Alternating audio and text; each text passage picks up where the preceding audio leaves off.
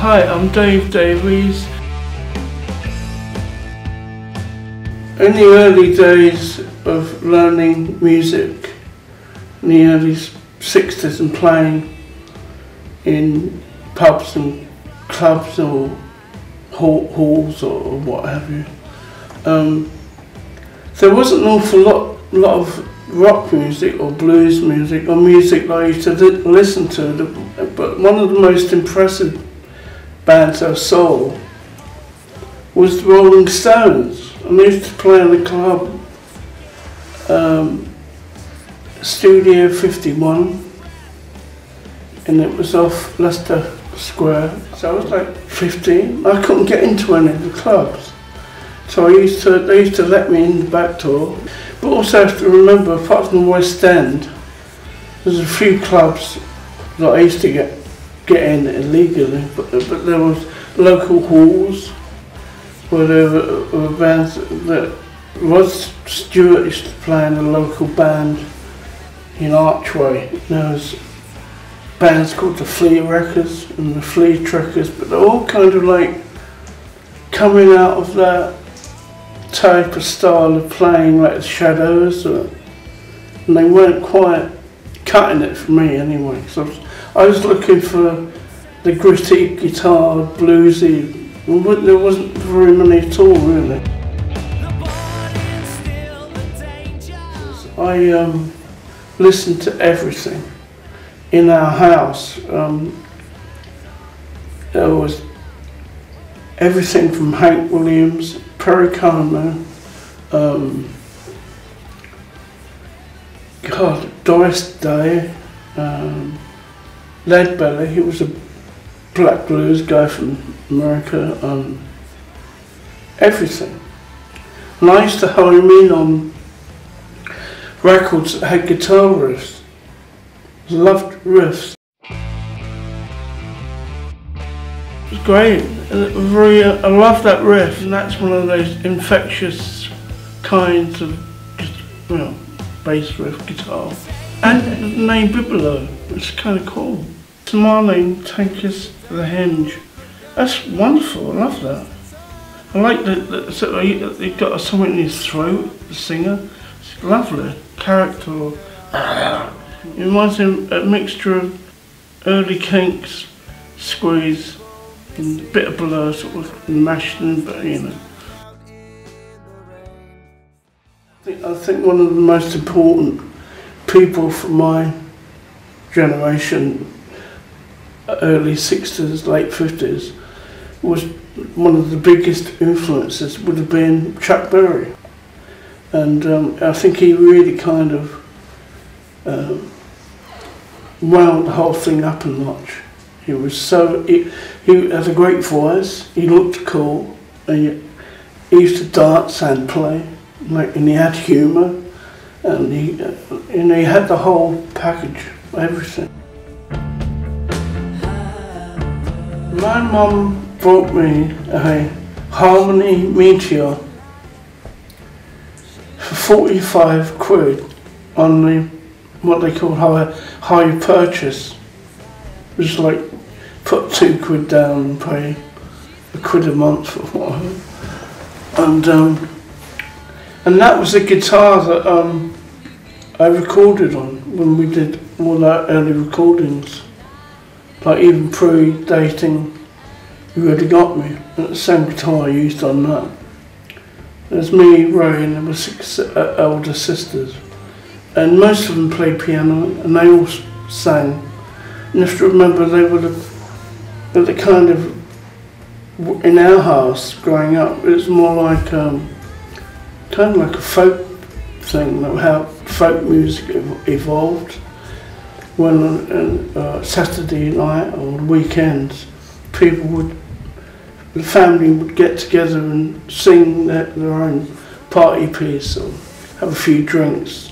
But what was really good, I think, about our family is because it's very nurturing, and we were encouraged to play and sing and express ourselves, whereas a lot of guys I grew up with, their parents were more kind of middle class and wanted them to go in to like proper jobs, you know, accountancy or banks. I got this job in Selma's, and it was like a music shop, but they fixed, you know, saxophones and clarinets and flutes and what have you. And that was right in West End, and it was great because I could meet with Pete Quaife, who was who I met at school with. There was me before the Kinks. There was me and Pete and Ray with 3 guitars, and we all sort of helped each other learn. And Pete worked near me, near Charing Cross. We used to go to all the little record shops. There's only really one, a jazz shop called Davies, and they had all these old blues players. I had Muddy Waters, and John Lee Hooker records, and I used to just get anything that I'd never heard of before and play it. Delilah by Annika. She's got a great voice. Yeah, I love to see them when they play. Paul the Doctor. I think her voice is great. It's kind of like a little vibrato thing she's got. It's actually quite sexy. I quite like that. It all grew up out of school though, really, because you get kids in your class come in and they tell their mates. You play at school functions, in the town hall, local town hall, and which was in Hornsey and Muswell Hill, and so it was all local venues. This agent put us on a circuit of American bases, and we got to play different people, and we came across this society dude called Robert Wace. There was 2 of them, Robert Wace and Grenville Collins. And Grenville was trying to help Robert Wace fancied himself. He was a really tall, gangly guy, and he fancied himself with women and thought he could sing. And so they were looking for a backing band to support Robert and to play at all these hoity-toity debutante balls and dances, and so we did that. But one the events happened that Ray ended up singing. So the band was really born when Ray jumped up onto the microphone and finished off a song that Robert started. And Grenville and Robert then became our managers, and it kind of edged its way where the Beatles were just starting. Robert and Grenville brought Brian Epstein to meet us, but he didn't like us. But I think he fancied Ray. But he thought, I think, kind of thought he sort of, we were a bit scruffy. You know, you have to remember the Beatles were very, they had long hair, but it was all very, I mean, we were sort of like scruffy, and I had shoulder length hair. You have to remember, it wasn't just music, it was a fashion thing. The whole thing about the early 60s was fashion. You know, me and Pete would go into old women's sort of hat shops and wear hats. And then a week or a month later it'd be on a fashion magazine, me in the stupid hat. And people thought, wow, you know. You know, I was still a kid. I was like 15 when we had the #1 record. Nobody had ever heard anything like it. You have to remember, before that, it was like an explosion. I was a street kid, you know. We used to go local places to play, and it was all a beer and a snog in the alleyway. And in those days, you know, there were no rules. We played with some metal bands, or they weren't called metal then, like they were hard rock bands. And they'd be tuning up for hours. You know, reefer madness. And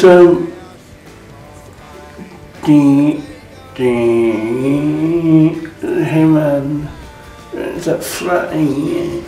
Just as You Really Got Me was coming out, in those days we were like the underlings, and we had to open the show, the Kinks. And then there was other people, and the Hollies were big, they had hit records. And the Dave Clark Five, we didn't like.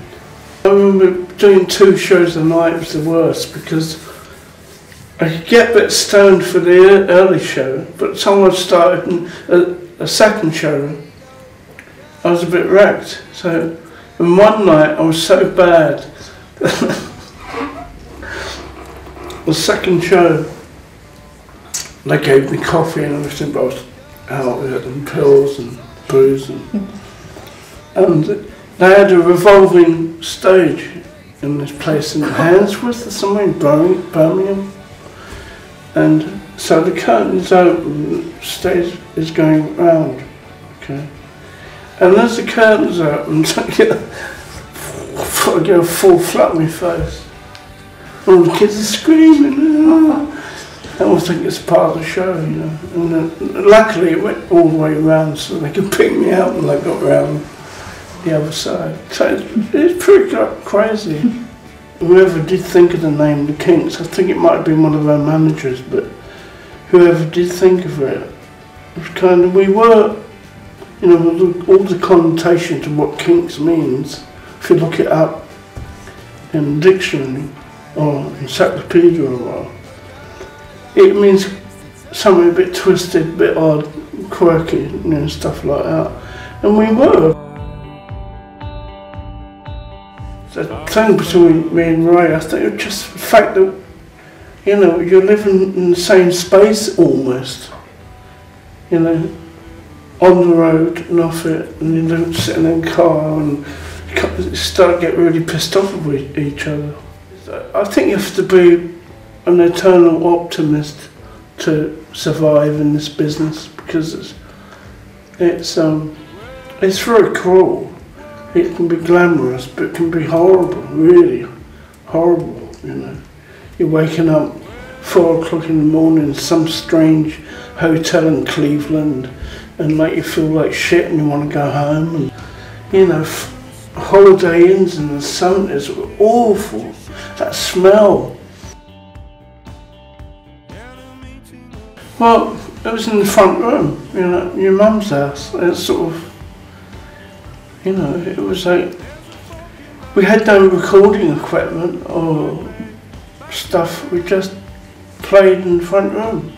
Luckily, my sister Peg's husband, Mike, lived in Muswell Hill, but it was Mike who was a big help, support, and giving us all this. So, and he had knowledge of recording and tape recorders, and they had a thing called sound on sound. They didn't have multi-track. I mean, it sounds like 1,000 years ago talking about it, but then like a 2-track tape recorder was really a big deal. I just heard Gentleman Starkey. It's really good, and if they're looking for a producer, they shouldn't bother. I think it sounds great as it is. Bands like this don't need too much production, I don't think. It sounds like they know what they're doing anyway. I like the guy's voice. I think it's very, it's got a kind of dreamlike quality. It's quite unique. And I thought the guitars sounded crisp and edgy and nice. That was great, the song's good. Yeah, I want it. I like all the networking thing, and I like all this Facebook and all that stuff. But obviously it's great for promoting, but I think it's a bit silly, a lot of it. Someone in Adelaide saying they got up and they put 2 pairs of socks on. I forgot to wipe my ass. Couldn't retweet. Yeah, I've got my album coming out in February and I'm very excited about it. And the mixes are sounding really cool. They call it the X Factor for a reason. You know, it should be banned. I have to be really honest. I find it awful. I really do not like it. I think the whole process is totally, not evil, that's too big a word, but it's kind of some demonic thing behind it. It's like, you know, I really do not like what it's doing to the natural creative process of people, especially young people. I mean, it's kind of funny sometimes to see an old guy get up there and sing and they will take the piss out of him and tell him to sod off home and they say he's fucking useless.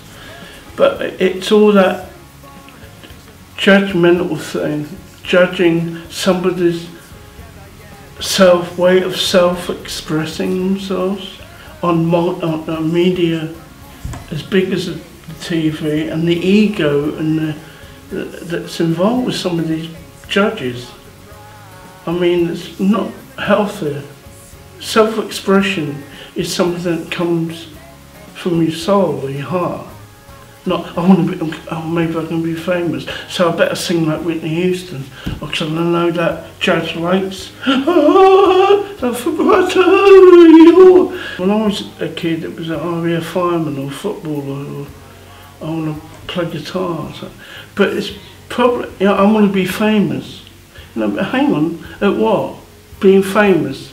Why we're indoctrinating people to want to be famous? It's not to do with fame or wealth or greed or getting a big car and look at me, how great I look, and you know, it's to do with the heart, soul.